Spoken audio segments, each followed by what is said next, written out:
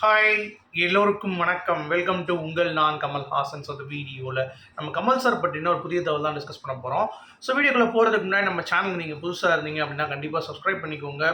Video மறக்காமல் ஒரு like பண்ணிக்கோங்க. இப்போ நம்ம வீடியோக்குள்ளே கண்டிப்பாக போகலாம். ஸோ, இன்றைக்கி நம்ம பார்க்க போகிற டாபிக் வந்து பார்த்தீங்க அப்படின்னா நிறைய விஷயங்கள் கமல் சாரை பற்றி இன்றைக்கி வந்திருக்கு அப்படிங்கிறது தான். ஸோ, குறிப்பாக KS235 எப்போ ஆரம்பிக்க போகுது அப்படின்ற ஒரு அப்டேட் நமக்கு வந்திருக்கு. அது மட்டும் இல்லாமல் யார் யாரெல்லாம் உள்ள நடிக்க போகிறா அப்படின்ற டீட்டெயிலும் மக்கள் மத்தியில் ஒரு கருத்து கணிப்பு போல் எடுத்திருக்காங்க. ஸோ, அதனுடைய நிலைப்பாடு என்ன அப்படிங்கிறதை பற்றியும் இந்த வீடியோ டிஸ்கஸ் பண்ண போகிறோம். அடுத்து KS235 ஒரு டேரக்டர் யார் அப்படின்ற தகவல்கள், அடுத்து நிறைய விஷயங்கள் கமல் சார் பற்றின விஷயங்கள் வந்துட்டுருக்கு அப்படிங்கிறது தான். ஸோ, எல்லாத்தையுமே நம்ம பார்க்க போகிறோம். ஸோ, வீடியோக்குள்ளே போகிறதுக்கு முன்னாடி நீங்கள் சேனலை சப்ஸ்கிரைப் பண்ணிவிட்டு வீடியோ லைக் பண்ணுவீங்க. நிறைய பேருக்கு அப்போ தான் இந்த வீடியோ ரீச் ஆகும் அப்படின்றதுனால நான் இதை கேட்குறேன். ஸோ, கண்டிப்பாக அதை பண்ணுவீங்க அப்படிங்கிறத நான் நம்புகிறேன். ஸோ, இப்போ நம்ம வீடியோக்குள்ளே போகலாம். ஸோ, முதல் டாப்பிக்கே KS235க்கான டேரக்டர் யார் அப்படிங்கிறது ஒரு பக்கம் இருந்தாலும் இன்னொரு பக்கம் ஒரு அப்டேட் வந்திருக்கு. என்ன அப்படின்னா, அக்டோபர் 2ஆம் தேதி விஜயதசமி அன்னைக்கு இந்த படத்தோடைய அறிவிப்பு வெளியாகும் அப்படின்ற மாதிரி சொல்லியிருக்காங்க. அது அக்டோபர் 2ல் வெளியிட்டாலும் பிக் பாஸ் லான்ச் இருக்குல்ல, அந்த டைமில் கமல்ஹாசன் அவர்களும் ரஜினி சார் அவர்களும் பிக் பாஸ்லேயும் ஒரு டிஆர்பி எடுத்துக்கலாம் அப்படின்ற மாதிரி ஒரு பிளான். ஏன்னா பிக் பாஸ் அந்தளவுக்கு வெளியே போகாததுனால இந்த லான்ச்சை அந்த படத்தில் ஓப்பனிங் டே உள்ளே வச்சு கமல் சார் உள்ளே லான்ச் பண்ணுற மாதிரியான ஒரு விஷயங்கள் நடக்க போகுது அப்படின்ற மாதிரிலாம் சொல்கிறாங்க. ஸோ இதெல்லாம் உண்மையாக இருந்துச்சு அப்படின்னா வேறு லெவல். ஏன்னா 2ஆம் தேதி கன்ஃபார்மாக விஜயதசமிக்கு லான்ச்ன்ற மாதிரி நிறைய நியூஸ் வர ஆரம்பிச்சிருச்சு. அது மட்டும் இல்லாமல் அந்த லான்ச்சோட தொடர்ந்து என்ன நடக்க போகுது அப்படின்னா யார் யாரெல்லாம் கேஸ்ட் க்ரூ எல்லாமே டீட்டெயிலாக பார்த்தீங்கன்னா வெளியே வந்துடும் அப்படிங்கிறது தான் சொல்ல இது பண்ணியிருக்காங்க. அப்புறம் எப்போ ஷூட்டிங் ஆரம்பிக்குது அப்படின்னு பார்த்தீங்கன்னா நவம்பர் 2025. ஓகே, எப்போ முடியுதுன்னு பார்த்தீங்கன்னா படம் ரிலீஸுக்கு 2026 எண்டு, அப்படி இல்லைன்னா 2027 பொங்கலுக்கு படம் ரிலீஸ் அப்படின்ற மாதிரி அதை முதற்கொண்டு திடீர்னு நியூஸ் பார்த்தீங்கன்னா பயங்கரமாக ஃப்ளக்சுவேட் ஆகிட்டு இருக்குது அப்படிங்கிறது ஒரு பக்கம். இன்னொரு பக்கம் இந்த இதோட டேரக்டர் லோகேஷ் கனகராஜ் அப்படிங்கிறது ஓரளவுக்கு கன்ஃபார்ம் பண்ணிடலாம். பட் இருந்தாலும் வெங்கட் பிரபுவுக்கு ஒரு வாய்ப்பு இருக்கான்ற மாதிரி இன்றைக்கி ஒரு ரூமர் கிரியேட் ஆச்சு. கண்டிப்பாக அதோடய இல்லை. ஏன்னா 2-3 கமல் சார் ரசிகர்கள் என்னுடைய வாட்ஸ்அப் குரூப்பில் நம்ம இதில் ஷேர் பண்ணியிருந்தீங்க. அதாவது வெங்கட் பிரபு டிஸ்கஷனில் இருக்காங்க. அவர் ஒரு ரஜினிக்கும் கமல்ஸும் ஒரு கதை பண்ணியிருந்தார் அப்படின்ற மாதிரி நம்ம ஏற்கனவே அதை பேசியிருக்கோம்.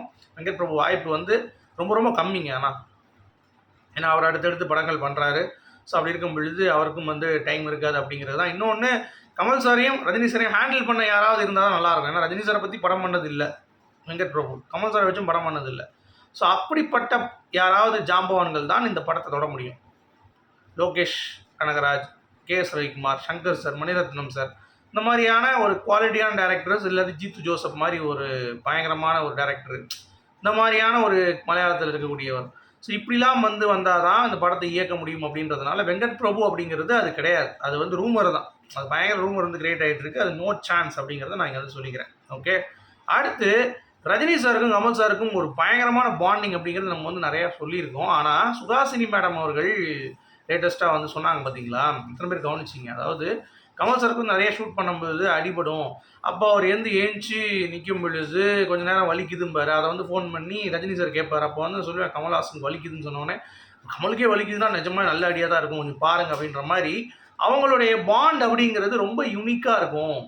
த way they care for each other அப்படிங்கிறது ஒன்று இருக்குல்ல. ஏன்னா கமல் சார் சொல்லியிருப்பார் ஒரு விஷயம், எங்களுக்கு அரை பிஸ்கெட் தான் கொடுத்துட்டு இருந்தாங்க, எங்களுக்கு ஒரு பிஸ்கெட் வாங்கணும். இப்போ எங்களுக்கு ஓகே, நாங்கள் அதெல்லாம் சாட்டிஸ்ஃபை பண்ணுறோம், நாங்கள் இறங்குறோம். ஏன்னா எங்களுக்கு தெரிஞ்சு போச்சு படம் இவ்வளோ தான், இதுக்கு மேலே எதுவும் கிடையாது.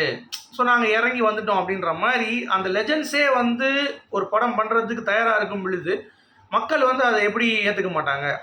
நீங்கள் எந்த படம்னாலும் சரி வாங்க பார்க்கலாம் அப்படின்ற மாதிரியான ஒரு விஷயம் இருந்தாலும் தரன்னு இழுத்துருவாங்க. தரமான சம்பவம்னு சொல்லிட்டு தரன்னு இழுத்துருவாங்க. அந்த மாதிரிலாம் நம்ம பண்ணக்கூடாது, நாங்கள் பண்ணிவிட்டு நாங்கள் பேசுகிறோம் அப்படின்ற மாதிரி சிம்பிளாக கமல் சார் முடிச்சிட்டார் அப்படிங்கிறது தான். ஸோ இதில் எனக்கு ரொம்ப ஆச்சரியம் என்னென்னா, எங்களுக்கு அது பெரிய விஷயம் கிடையாது. ஸ்டார்டம் நீங்கள் கொடுத்தது தான், நாங்கள் அதெல்லாம் பார்க்குறதே கிடையாது. நாங்கள் எப்பயும் போல் படம் பண்ணுறது எப்பயோ பேசிட்டு தான் இருந்தோம், பட் இப்போ தான் நடக்குது அப்படின்ற மாதிரி கமல் சார் யதார்த்தமாக பேசும்பொழுது ரொம்ப அழகாக இருந்தது. ஸோ இதுதான் KS235க்கு இப்போதைக்கு அப்டேட்டு. இன்னொன்று ஒரு டிஸ்கஷன் போச்சு. என்னென்னு பார்த்தீங்கன்னா, நியூஸ் தமிழ் சேனலில் யார் ஹீரோ யார் வில்லன், அதில் மெஜாரிட்டி ஆஃப் த ஹீரோ பார்த்தீங்கன்னா கமல் சார் தான் சொல்லியிருக்காங்க.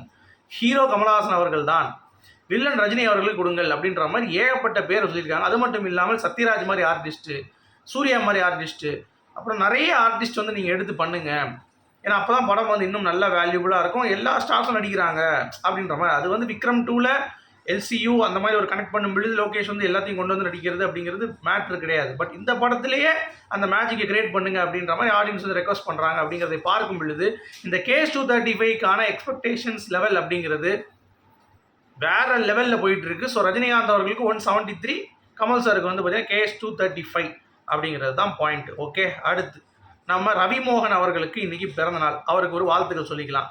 ஸோ கமல் சாருடைய தீவிர ஃபேன் பாய் அவர் வந்து பார்த்தீங்கன்னா தக் லைஃப் படத்தில் நடிக்காது ரொம்ப வருத்தப்பட்டார். அவர் வந்து ஏடியா ஆலவந்தானில் ஜாயின் பண்ணது கமல் சார் ஏதாவது பண்ணி அதை நம்ம மூலமாக க்ளோஸ்அப்பில் வாட்ச் பண்ணிவிட்டு இப்போ நடிக்கிறாரா, நம்ம அதை நடிக்கணும் அப்படின்ற மாதிரி தான் போனாராம். அதுக்கடுத்து தான் சரி அது பண்ண முடியாதுங்கிற மாதிரி அவருக்கு தோணிருக்கு போல தெரியுது. அது மட்டும் இல்லாமல் தக் லைஃப்பில் மிஸ் பண்ண அந்த ரோல் அப்படிங்கிறது ரொம்ப வருத்தப்பட்டேன் அப்படின்னு சொன்னால், அதே மாதிரி அவருடைய படம் ஜேமும் வந்து பார்த்தீங்கன்னா கமல் சார் அவரால் தான் தொடங்க வைக்கப்பட்டது அப்படிங்கிறது தான். அது வந்து ரொம்ப நம்ம வந்து யோசிக்க வேண்டிய ஒரு விஷயம். ஏன்னா அவர் வந்து நிறைய தடவை பேசும்போது அதை சொல்லி காட்டியிருக்காரு. அது மட்டும் இல்லாமல் தனக்கு பிடித்த ஒரு டார்க்கு த்ரில்லர் மூவினா அது வந்து வேட்டையாடு விளையாடு தான். ஏன்னா எல்லாமே இருக்கும், அதில் ஃபேமிலி இருக்கும், சென்டிமெண்ட் இருக்கும், ஃபைட் இருக்கும், எல்லாமே இருக்கும். அந்த மாதிரிலாம் படம் வந்து பார்த்தீங்கன்னா வாய்ப்பே இல்லை மாதிரி ரவிமோகன் அவர் சொல்லியிருப்பார். ஸோ அவருக்கு இன்றைக்கி பர்த்டே. உங்கள் நான் கமலஹாசன் சேனல் சார்பாக ரவிமோகன் அவர்களுக்கு இனிய பிறந்தநாள் நல்வாழ்த்துக்கள் தெரிவிச்சுக்கலாம். அடுத்து நம்ம இளையராஜா அவர்கள், அவர் செம்ம ஹாப்பியாக இருக்கார். ஸோ ரஜினி கமல்லாம் வரப்போகிறாங்க அப்படின்னு தெரியும் அவருக்கு. ஸோ அவருக்கு ஃபங்க்ஷன் நடத்த போகிறாங்க செப்டம்பர் 13 சும்மா ரெடி ஆகிட்டார். ஸோ ஏர்போர்ட்டில் வந்து பேசினப்போ ரொம்ப ஹாப்பி, எல்லோரும் வந்து கலந்துக்கிட்டாங்க சொல்லியிருக்காங்க. ஸோ நான் வந்து ரொம்ப ரொம்ப ஹாப்பியாக இருக்கேன்ற மாதிரி. அங்கே வந்து மருதநாயகம் பற்றிய நிகழ்வுகள் பற்றி பேசுகிறாங்களா அப்படிங்கிறது நம்ம வந்து பொறுத்திருந்து தான் பார்க்கணும். ஸோ வெயிட் பண்ணி பார்க்கலாம் அப்படின்றது தான். அடுத்து ஏஆர் முருகதாஸ் அவர்கள் லேட்டஸ்ட்டாக ஒரு இன்டர்வியூ கொடுத்துருக்காரு. அதில் நீங்கள் பார்த்தீங்கன்னா, நான் எந்த கதையை ஃப்ரேம் பண்ணாலும் ஆளாக வந்து கமலஹாசன் அவர்கள் தான் வந்து நிற்கிறாரு. எனக்கு தெரிஞ்சு கிட்டத்தட்ட நான் எப்படி யோசித்தாலும் சரி, மனநலம் பாதிக்கப்பட்டவன், ஒரு சைக்கோ, இல்லை ஒரு போலீஸ்காரன், இல்லை வந்து ஒரு திருடன், அந்த மாதிரி ஏகப்பட்ட விஷயங்கள் நம்ம யோசித்தாலும் கமலஹாசன் தொடாத உச்சம் அப்படிங்கிறது ஒன்று இல்லவே இல்லை. அவர் வச்ச மிச்சத்தை தான் நாங்கள் வந்து எடுத்து படமாக பண்ணிகிட்டு இருக்கோம் அப்படிங்கிற மாதிரி ரொம்ப பிரேக் த்ரூவாக ஒரு ஸ்டேட்மெண்ட் வந்து கொடுத்துருக்காரு. அது ரொம்ப அற்புதமாக இருந்தது அப்படிங்கிறது தான். ஏன்னா ஏஆர் முருகதாஸ் ஒரு டேரக்டர், இதை பேசும் பொழுது கமல் சாருக்கு உண்டான அந்த ஒரு விஷயம் இருக்குல்ல, அதே மாதிரி கமல் சாரோட ஏன் படம் பண்ணலன்னு கேட்டதுக்கு எல்லாரும் மேலேயும் கமல் சார் கிடையாது, அவருக்குன்னு ஒரு எஃபர்ட் போடணும், அது என்னால் இப்போதைக்கு முடியல அப்படின்றத ஓப்பனாக ஒத்துக்கிட்ட ஒரு டேரக்டர் அப்படிங்கிறது தான் ஏஆர் முருகதாஸ். ஸோ அதை வந்து நம்ம பாராட்டி ஆகணும். அடுத்து நம்ம மெய்யழகன் படத்தில் கமல் சார் வந்து யாரோ அப்படின்னு ஒரு சாங் படிப்பார், ஹை பிச் பயங்கரமாக இருக்கும். அது கோவிந்த் வசந்தாஸ் ஒரு மியூசிக் டைரக்டர் இருக்கார்ல, அது வந்து பேசும்போது எப்படி இவர் எடுப்பார் அப்படின்ற மாதிரி யோசிச்சுட்டு இருந்தாராம். ஹை பிச் எடுப்பார், பட் இந்த அளவுக்கு எடுப்பாராங்கிறது தெரியல அப்படிங்கிறப்ப டக்குன்னு வந்து பார்த்தீங்கன்னா சும்மா வேற லெவலில் எடுத்துட்டப்ப அப்படியே ஸ்டன் ஆகிட்டாங்களாம் பாடிட்டு இருக்கவங்க எல்லாருமே. ஸோ அந்த லெவலுக்கு கமல் சாருடைய அந்த ஒரு பங்களிப்பு அப்படிங்கிறது டுவர்ட்ஸ் கலை வேற மாதிரி அப்படிங்கிறது தான் பார்க்க முடியுது. ஓகே, அடுத்து கமல் சார் தெலுங்கில் நடித்து தெலுங்குலையும் படம் ஓடி அதை தமிழில் டப் பண்ணி, தமிழில் நடிக்கவே இல்லை, தெலுங்கில் நடித்த படத்தை தமிழில் டப் பண்ணி அதுவும் இங்கே 100 நாள் 5 படம் ஓடி இருக்கு. அந்த மாதிரி யாருக்குமே படம் ஓடினது இல்லையா? சரியா? அடுத்து குடியரசு துணைத் தலைவர் தேர்தல், அதில் கமல் சார் அவருடைய வாக்கைகளை இன்னைக்கு வந்து செலுத்தினார் அப்படிங்கிறது நம்மளால் வந்து பார்க்க முடியுது. மிரட்டலாக இருந்துச்சு. ஸோ எல்லா நியூஸ் சேனலும் அதுதான் வந்து ஃபுல்லாக வந்து கவர் பேஜஸாக வந்து போட்டுட்டு இருந்தாங்க அப்படிங்கிறது பார்க்க முடியுது. ஸோ இதுதான் இன்றைக்கி நிகழ்வுகள் கமல் சாரை பற்றி. வேறு ஏதாவது அப்டேட் இருந்தால் கண்டிப்பாக நான் வந்து இன்னொரு வீடியோவில் நம்ம பேசுவோம். ஸோ உங்களுடைய கருத்துக்கள் என்ன அப்படிங்கிறத பதிவு பண்ணுங்கள். மீண்டும் சந்திப்போம்.